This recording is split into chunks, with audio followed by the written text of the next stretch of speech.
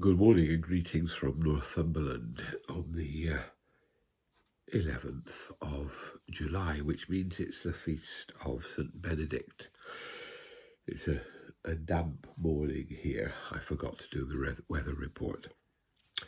Benedict, to put it in Northumbrian terms, lived about 100 years before Aidan and died about 100 years before Aidan. So we're talking about someone who lived in the 500s.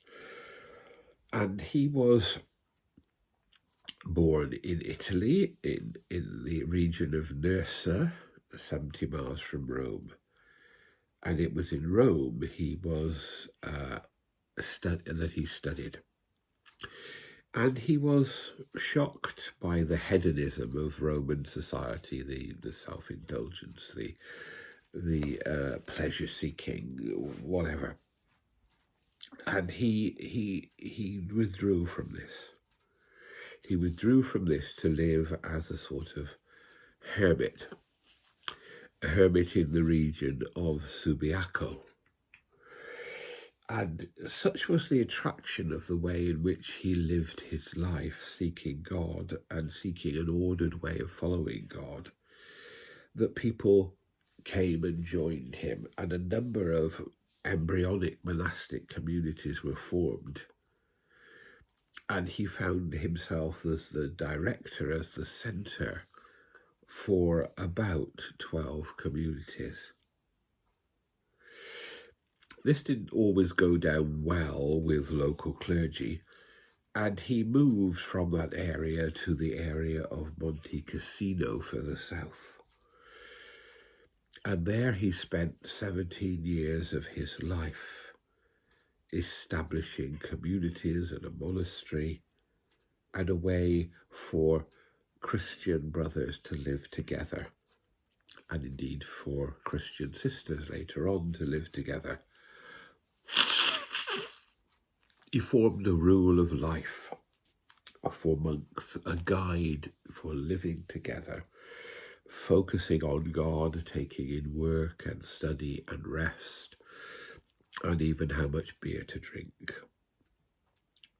Benedict's rule was not meant to be an imposition, but a guide, a framework to help people focus on God and live in God's way. And in this he drew on the writings of people like St. Anthony here and others who formed monastic communities early on in the Egyptian desert.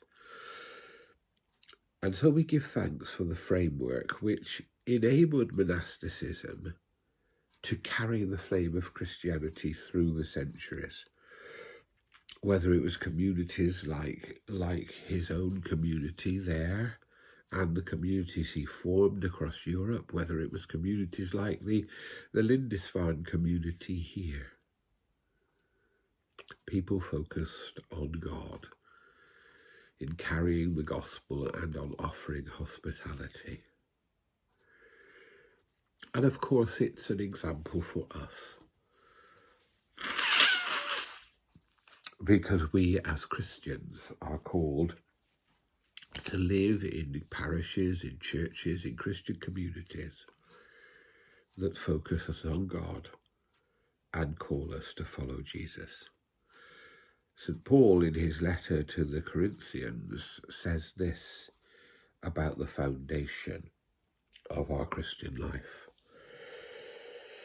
According to the grace of God given to me, like a master builder, I laid a foundation, and someone else is building on it. Each builder must choose with care how to build on it. For no one can lay any foundation other than the one that has been laid. And the foundation is Jesus Christ. Christ is our foundation. He is our goal. And he is the way in which we live. So we give thanks for Benedict. And we seek in our own communities to follow his way of life. May God bless us all.